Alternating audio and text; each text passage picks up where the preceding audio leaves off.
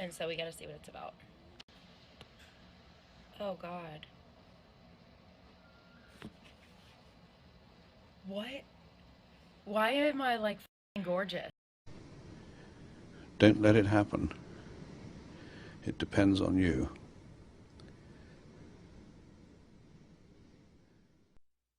It can be used to scam people by using the identities of popular people, and there is enough data on social media to identify a certain influencer or celebrity. There are thousands of photos and videos online which can be used as training data to create frauds in the name of authentic people. This is some of the reasons why the AI community is afraid of making deep faking available to everyone regardless of their background, just like AI image generators. Just like deep fakes, AI image generators can be used for illegal activities as platforms like DALL-E become hyper-realistic and look genuine. On GitHub, a lot of deepfake software may be discovered. Deepfake production is legal because some of these apps are only used for pure entertainment, but other apps are much more likely to be used maliciously. Many experts predict that as technology advances, deepfakes will become much more sophisticated and pose more substantial hazards to the public in the form of electoral meddling, political unrest, and increased criminal activity. The first is the the advent of the beginnings of AGI, which means artificial general intelligence, not the very siloed AI we've had up until now. And there's, I think the MIT research paper is right. We're seeing sparks of that in these machines. And then coupled with some adjacent technologies like deep fake, both visual and auditory technologies, are going to prepare the way for the concern of the two questions. So let me just, and this is an argument that I owe to Jonathan Pajot, but his work and mine is convergent on this area. Very, very soon, by the end of this year, because I don't know if any of you caught it, but there was a presentation on the Senate floor. A senator played a recording of his voice, and then he said he, in fact, did not do the recording. It was AI-generated, deep-fake auditory. They just took samples from his given speeches, and the AI was able to generate a new speech that was indistinguishable from him talking. The video on that is very close, so there'll be audio, video. And so if somebody takes a dislike to you, they can post you giving a video, looks indistinguishable from you, sounds indistinguishable for you, saying heinous things that you would never say in order to besmirch your reputation, destroy your career, etc. That's by the end of this year. Judiciary Committee, and he will be speaking shortly. This hearing is on the oversight of artificial intelligence, the first in a series of hearings intended to write the rules of AI. Our goal is to demystify and hold accountable those new technologies to avoid some of the mistakes of the past. And now for some introductory remarks. Too often, we have seen what happens when technology outpaces regulation. The unbridled exploitation of personal data, the proliferation of disinformation, and the deepening of societal inequalities. We have seen how algorithmic biases can perpetuate discrimination and prejudice, and how the lack of transparency can undermine public trust. This is not the future we want. If you were listening from home, you might have thought that voice was mine and the words from me. But in fact, that voice was not mine. The words were not mine. And the audio was an AI voice cloning software trained on my floor speeches. The remarks were written by ChatGPT when it was asked how I would open this hearing. And you heard just now the result. I asked ChatGPT, why did you pick those themes and that content? And it answered, and I'm quoting, Blumenthal has a strong record in advocating for consumer protection and civil rights. He has been vocal about issues such as data privacy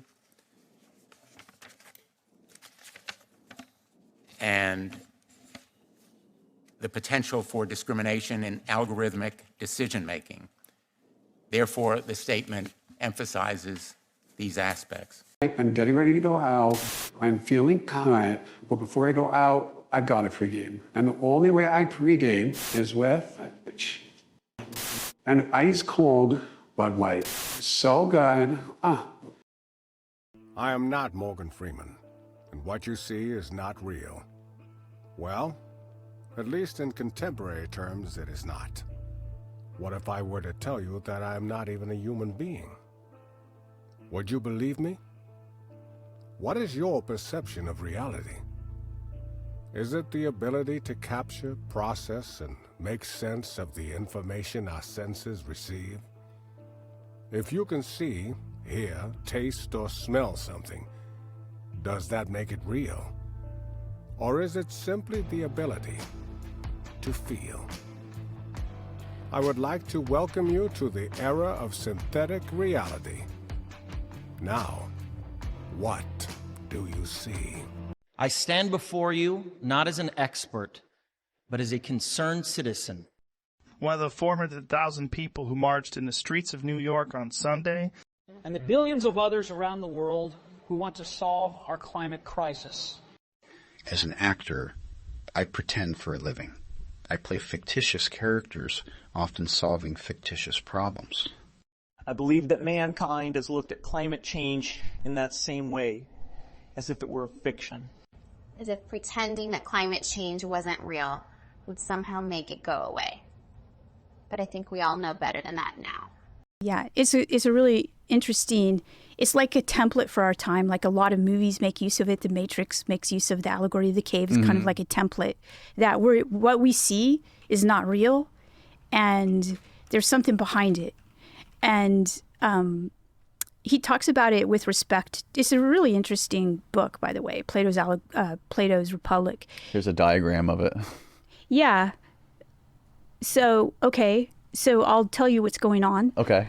So Plato's basically, in the allegory, he's talking to, Socrates, because Plato's talking about Socrates, who is his teacher, and Socrates never wrote anything. So Plato basically mimicked Socrates, tried to. Writing was a new technology at the time, and Socrates didn't like it because he felt like it removed knowledge from the actual source of knowledge, which was the person. Okay. So this is happening at the time period. So Plato wants to provide people with an understanding of what his teacher Socrates said, but he needs to use writing to do it. So everything's in dialogue. So Plato's writing all of this in dialogue form in order to kind of preserve something of what Socrates is saying. Okay. So this allegory of the cave, this occurs in Plato's Republic. Plato's Republic asks this question: can we have a just society, right? Can we actually live together without killing each other? This is a question, right? Can we have a just society? Okay, so that's the question. And so each chapter is back and forth about whether or not, between Socrates and Plato's brother, Glaucon, can we actually have this just society? And there are lots of different readings. I am not a trained philosopher, although I took a lot of philosophy. I have like the equivalent of a master's degree in it. Oh, wow. But so I know a lot of philosophers. I've talked to philosophers, mostly James Madden at Benedictine College. He and I have had a lot of conversations about the allegory. And it appears that Socrates, at the end of the Republic, is kind of the answer is, we can't really have a just republic because, we've gone through all of these scenarios and simulations, and it looks pretty bad for people because politicians are really they shouldn't actually be politicians. It's like the people who should be politicians are not politicians, and you have to trick them into being politicians. That's the best politician, right? And that's not going to happen. So in the end, he throws in the allegory of the cave. And you're like, what's this about? So he's basically saying that life is like this. We're all in this cave. And if you look at this image here, you see these people tied up. So people have tied them up. And what's worse is that they've lit this fire in back of them and they're doing puppet shows. And so these people just see the shadows of what's happening on the cave wall and they think that's reality. Okay, so that's the setup. That's what life is like. And then somebody gets out and like goes outside the cave and sees, you know, something real. They see reality out there. They see like the real world. They see the sun. And this is true. And so I think Jonathan's right. Somebody's going to have to step in and be the official authenticating entity that will just tell if this is a true or false. And we know who's going to take that role. It's going to be the government. The government's going to say, that's our job. We're going to take that role.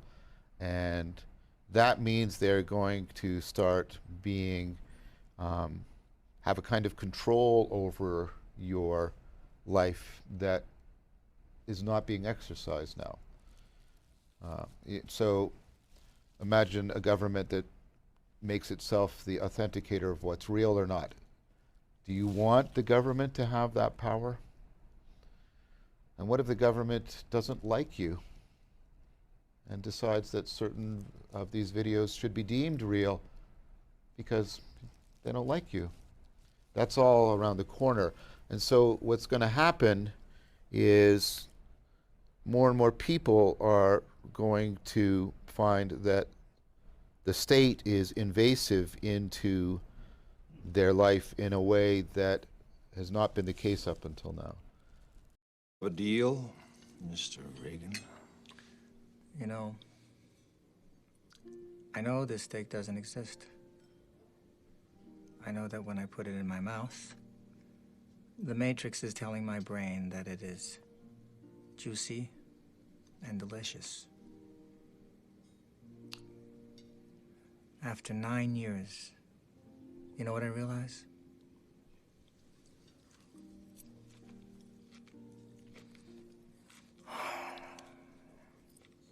Ignorance is bliss. Then we have a deal. This is what totalitarian regimes keep unceasingly trying to achieve. People whose memory, personal or collective, has been nationalized, has become state-owned and perfectly malleable, totally controllable, are entirely at the mercy of their rulers. They have been deprived of their identity. They are helpless and incapable of questioning anything they are told to believe.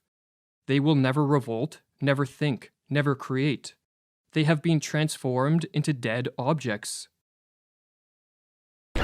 Good evening, London. Allow me first to apologize for this emergency channel. I do, like many of you, appreciate the comforts of the everyday routine, the security of the familiar, the tranquility and repetition. Bloody hell. I enjoy them as much as any bloke. But in the spirit of commemoration, whereby those important events of the past, usually associated with someone's death or the end of some awful bloody struggle, are celebrated with a nice holiday, I thought we could mark this November the 5th, a day that is sadly no longer remembered, by taking some time out of our daily lives to sit down and have a little chat. There are, of course, those who do not want us to speak. We think, just let me think. I suspect even now, orders are being shouted into telephones, and men with guns will soon be on their way. It's Chancellor Sutler. Damn it! Why? Because while the truncheon may be used in lieu of conversation, words will always retain their power. Words offer the means to meaning, and for those who will listen, the enunciation of truth. And the truth is, there is something terribly wrong with this country, isn't there? You designed it, sir. You wanted it foolproof. You told me every television in London. Cruelty and injustice, intolerance and oppression. And where once you had the freedom to object, to think and speak as you saw fit, you now have censors and systems of surveillance coercing your conformity and soliciting your submission. We need cameras. How did this happen? Who's to blame? Well, certainly there are those who are more responsible than others, and they will be held accountable. But again, truth be told, if you're looking for the guilty, you need only look into a mirror. I know why you did it. I know you were afraid. Who wouldn't be? War, terror, disease. There were a myriad of problems which conspired to corrupt your reason and rob you of your common sense. Fear got the best of you, and in your panic you turned to the now High Chancellor Adam Sutler. He promised you order, he promised you peace, and all he demanded in return was your silent, obedient consent. Inspector, you're almost through. Last night, I sought to end that silence. Last night, I destroyed the Old Bailey to remind this country of what it has forgotten. More than 400 years ago, a great citizen wished to embed the 5th of November forever in our memory. His hope was to remind the world that fairness, justice, and freedom are more than words. They are perspectives. So if you've seen nothing, if the crimes of this government remain unknown to you, then I would suggest that you allow the 5th of November to pass unmarked. But if you see what I see, if you feel as I feel, and if you would seek as I seek, then I ask you to stand beside me 1 year from tonight, outside the gates of Parliament, and together we shall give them a 5th of November that shall never, ever be forgotten. Information control and erasure is central to Big Brother's control of the people, as over time, the party has rewritten reality to suit their needs. Now, Winston is a key part of this process, but obviously this brings up contradictions, and that's where the concept of doublethink comes in, the idea of wholeheartedly believing in two separate contradictory facts. One of the examples they give in the novel is the simultaneous belief that the party is a bastion of democracy, and also that democracy is impossible, and it's through this concept that the party rewrites reality, replacing it with an illusion of their own creation. And this is the all-encompassing lie that maintains 1984 society. It's only through everyone believing it that it becomes real. But this concept of a world founded on fiction isn't something that Orwell created all by himself. Instead, this is something that's very real and has been observed throughout history. Thousands of years ago, Plato wrote some of the first recorded philosophy on this concept, through what he called the noble lie, where people know their place in society through their belief in an entirely fictional story about the society's origin. The details aren't important, so long as it gives justification for the social order, and this gives people a reason to accept how the world is, and that their equal man is somehow better or worse than him. And we see this today, when our own version of Big Brother says one thing and then means another. Like when the establishment media, politicians, and World Economic Forum claim to be working for freedom and free speech, also are doing everything they can to bully and censor all criticism into silence. And there are just countless examples of this, like when the fattest, most grotesque politicians of them all claim that they're promoting health. And this concept has evolved over time as people realize that all of society's institutions are built upon a necessary fiction, and this is known as the habitus. It's the veil you need to see through for society to make sense. Now, the concept is similar to the noble lie, but the habitus goes much deeper. You see, throughout your life, you are influenced by your environment and your interactions with other people, and these combined with your personality create your view of the world, and it's in this way that you buy into the habitus, the shared societal illusion of how the world should be. You are socialized into the habitus. It's come down from above, and everyone else around you believes in it. The habitus is the social contract between you, your fellow man, and the government, and it's what determines your culture. It's what determines all the societal trends around you, and therefore also decides the rules of society. This is a real leap forward compared to what's been done before, which is typically on like single words or short sentences, where you can get something about the gist of a sentence or something about, you know, what a word is related to, but we're getting whole strings of text, pretty complicated ideas. Okay, so what does that actually look like? Check this out. Here are the volunteers, and the volunteers were asked to watch a movie clip without audio, and this is what the AI described. You're seeing it right there, actual stimulus, and they described, I see a girl that looks just like me get hit on her back, and then she is knocked off, end quote.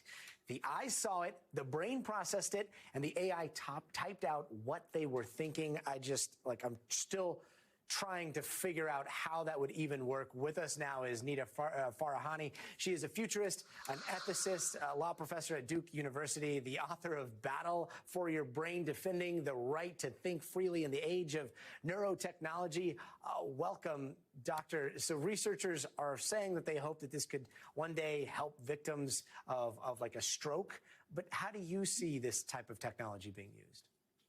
I think it has tremendous promise in that it actually offers potentially people who have locked-in syndrome, suffering from ALS or other conditions, to be able to have their thoughts interpreted into speech so that they could communicate with the outside world.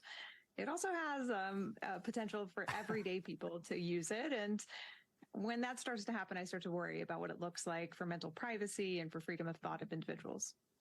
And we see Winston sitting alone in his decrepit apartment, and it's here, after lighting a cigarette, that Winston introduces us to the concept of thought crime. Now, thought crime is the act of going against the habitus of the world, even in your deepest thoughts. Just considering rebellion is already rebellion, because it's something outside of the party's reality. The party enforces this through the Thought Police, a secret organization which uses informants, surveillance, and undercover agents to root out anyone who even thinks about rebelling. And as the propaganda continues playing in the background on the ever-present screen, Winston lifts a brick from his house and uncovers his journal. Something that's definitely banned in the world he lives in. And it's in this journal that Winston reminisces about a world where thought was free, a time where minds weren't controlled by Big Brother and the Thought Police. And by doing this, he's already become a thought criminal just through his own memories. And upon waking up the next day, Winston is then subjected to a mandatory exercise routine in front of his television, to which he is signaled out for not performing adequately. Winston then half-heartedly waves the INSOC hand signal and makes his way to work. And that's when he's treated even more propaganda playing on the television during lunch hour.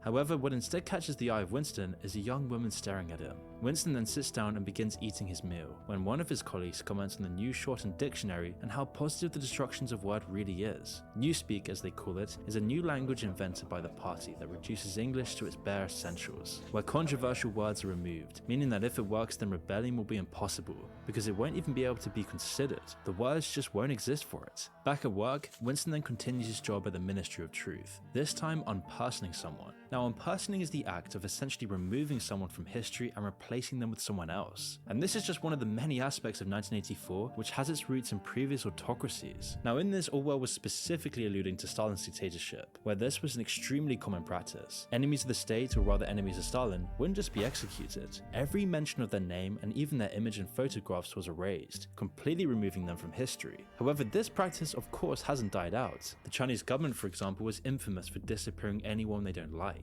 Jack Ma, the CEO of Alibaba, essentially disappeared from public view after making economic suggestions that would shift power away from the Chinese Communist Party. And today, he's all but vanished from the public eye, spending his time in exile under constant surveillance. But we're not just talking about China. This is happening all over the West. When anyone who speaks out against the agenda set in place by Western governments, they are then often censored or bullied into silence. Whether it be Julian Assange or Edward Snowden talking about the government's crimes, or any other supposed thought criminal who's been cancelled on social media for talking about COVID and its origins. Anything deemed a thought crime and you can be cancelled immediately.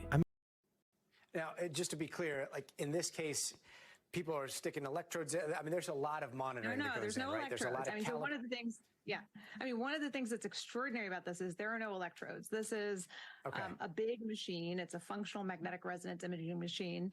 That means that people went into this machine non-invasively without any electrodes inside of the brain, that they were able to pick up blood flow changes in their brain. And one of the things that's incredibly remarkable about this study is not only the precision of what they picked up, but then they decided to test and see if the model that they created, which was using GPT-1, generative AI, we're all talking about ChatGPT these days, they wanted to see if they could use that same classifier on a portable system, not a big bulky device like fMRI.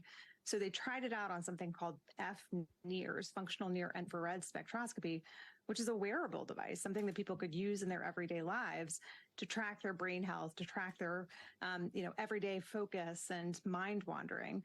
They found that they could get the same level of precision using that kind of portable device with the classifier that they had developed.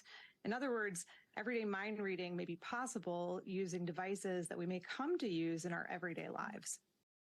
When the precogs declare a victim and a killer, their name is embedded in the grain of wood. Since each piece is unique, the shape and grain is unique. The shape and grain is impossible to forge. I'm sure you all understand the legalistic drawback to pre-crime methodology. Here we go again. Look, I'm not with the ACLU on this, Jeff.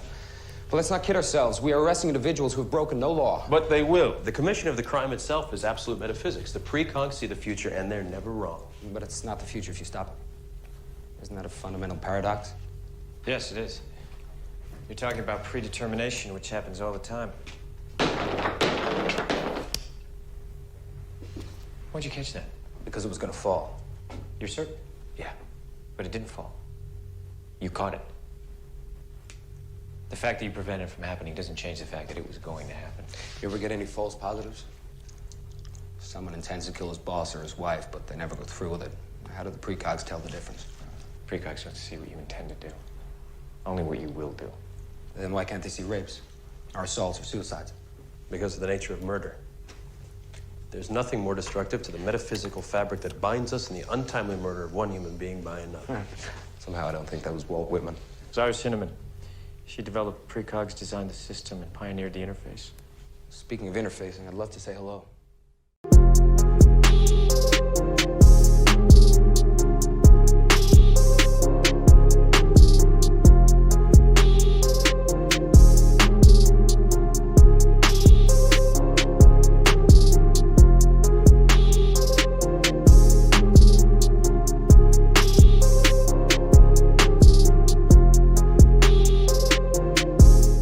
So our new work is describing a new machine learning algorithm called Zebra. And what Zebra is very good at is being able to uncover sort of the hidden structure in your data. I, as a neuroscientist, am really interested in understanding these complex structures like the brain. It's one of the most complex structures we have in the world. And so for that, we want to disentangle and understand what is actually giving rise to behavior. So that's what our algorithm does.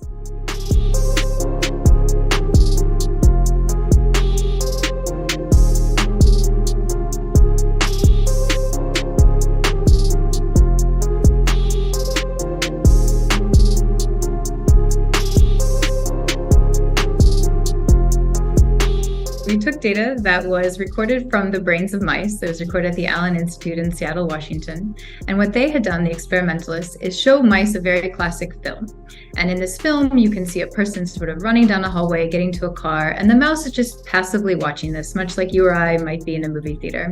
And then what we wanted to do is at the same time, they're recording from this mouse's brain. And so we asked the question, could we actually reconstruct what the animal was watching just purely from the neural data?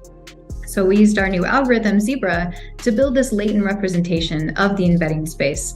And then you can take this embedding space and essentially use that as the basis for a neural decoding algorithm, much like you do in brain-machine interfaces, and then predict exactly the sequence of frames the mouse was watching, even though we didn't know. The algorithm didn't know, of course, what the mouse was watching in that particular moment.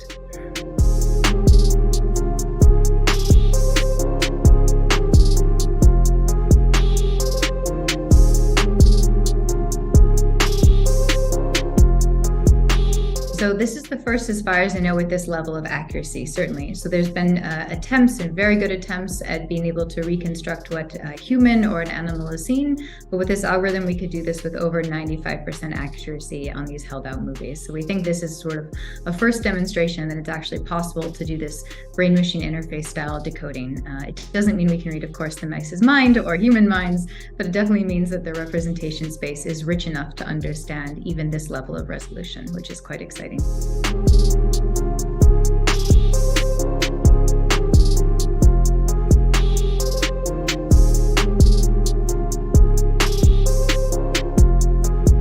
The permanent lie becomes the only safe form of existence. Every wag of the tongue can be overheard by someone, every facial expression observed by someone. Therefore, every word, if it does not have to be a direct lie, is nonetheless obliged not to contradict the general, common lie. There exists a collection of ready-made phrases, of labels, a selection of ready-made lies. Is that we ask for secondary goods, and all those secondary goods have side effects. And so if we become hyper efficient and we increase the power to do anything by 1,000,000, then all the side effects of that will appear inevitably, because you're putting all the power towards something which is secondary. And so it's an image of sin itself, right? It's an image of pride itself. It's an image of all these things. And so that is, of course, the difficulty with AI, is that it is now going to offer almost near infinite power being directed in any kind of direction, in any direction we wish. And so what that will bring is, of course, a kind of chaos, which will lead to an authoritarian answer, right? That seems to be how this is going to end. And if you follow Mathieu on Twitter, if you don't, you should, because he's basically going scorched earth on us. So be attentive, because he's gonna say things that are gonna be more and more mysterious, but more and more important to understand. He retweeted a video of someone using some video game to make a point about AI, which is that what AI will do is lead to centralized control. And that is almost inevitable because of the infinite power and chaos that it's unleashing. And so if you go, I started following, what's his name, Sam Altman, the head of OpenAI, on Twitter. And I went to his Twitter page and I noticed that he is advocating for centralized digital ID. And at first I was like, why is he pushing for digital ID? What does that have to do with OpenAI? And then I realized very quickly that it has very much to do with AI, because the situation we're in is that within a few months, you'll get a phone call and you'll have no way to know if it's the right person calling you. You'll see a picture. You won't know if it's real. We'll have no way to discern what is truth and what is fiction. And so the only way to do that will be to give absolute power to a centralized authority to basically manage identity, so that we at least know what is real and what isn't real. And so all this push, right, towards censorship, towards fact checking, all this stuff that's been going on, that's been buzzing around in the internet, was just a prelude for what's coming. Because, what's coming is really exactly the problem of not even knowing if the picture you're seeing is something that happened. And that's coming super fast. So do you know what's going to happen? No. It was a feeling. But I can guess. With so much chaos, someone will do something stupid. And when they do, things will turn nasty.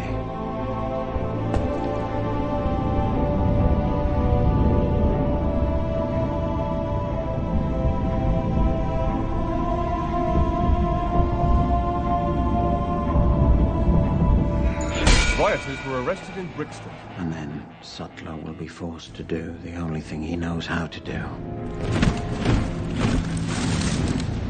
At which point, all V needs to do is keep his word. And then...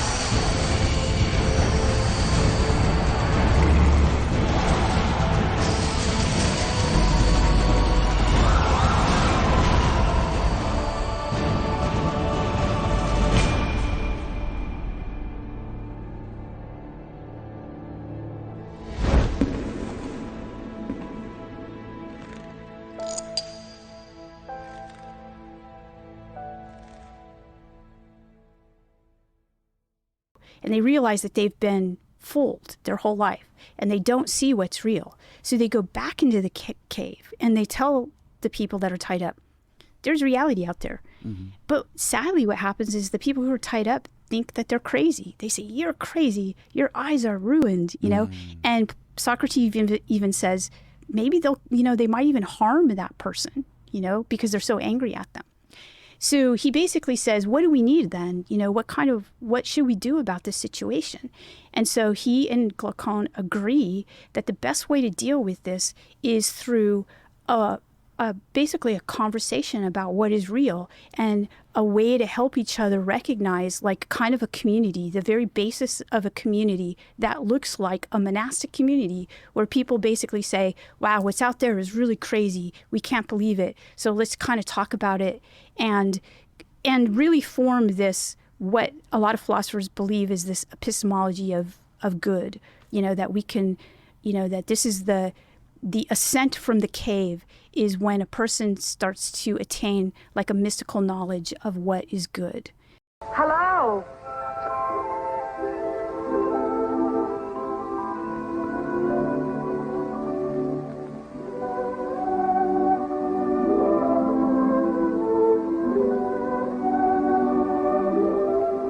We're all right. There's no microphone here. It takes a little while to realize you're not being overheard.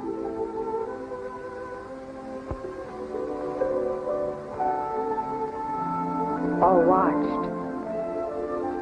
We can look at each other now and not be afraid. We can say whatever we like to each other.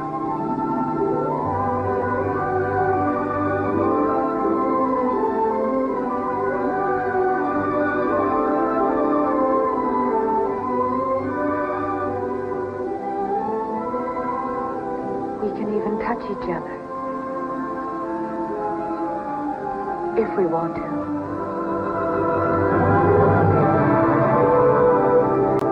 You know, I don't even know your name. It's Julia. And yours is Winston. How'd you know that? But I want to find something out. I have ways. It took me ages to get that message to you. I thought you were spying on me when you came into that shop. You thought I was a good party member. Pure in word and deed. That's why I was afraid of you. You know, I hated you and I wanted to kill you. That's what Big Brother's done to us all. Made us hate and fear each other. How did you know I wasn't a good party member? Something in your face. Somehow I knew you'd be against them.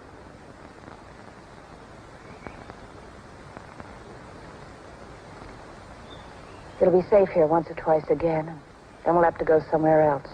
Eventually they'll find us out. I won't let you take that risk from me. I'm not doing it for you, I'm doing it for myself. If you keep the big rules, it's safe to break the little ones. You've been here before, haven't you? Yes. Does that shock you? No. They're afraid of love. Because love makes a world they can't control. And it's a world worth taking risks for, isn't it? Yes. Yes. Some have taken this ending as a sign of Orwell's pessimism, as an indication that humanity is doomed to a totalitarian future. Yet Orwell's motive for writing this book was not to depress nor promote a fatalistic apathy, but to warn and rouse to action as many people as possible. For Orwell understood as well as anyone that in the battle between totalitarianism and freedom, no one can afford to stand aside. The fate of each and every one of us hangs in the balance. Don't let it happen. It depends on you.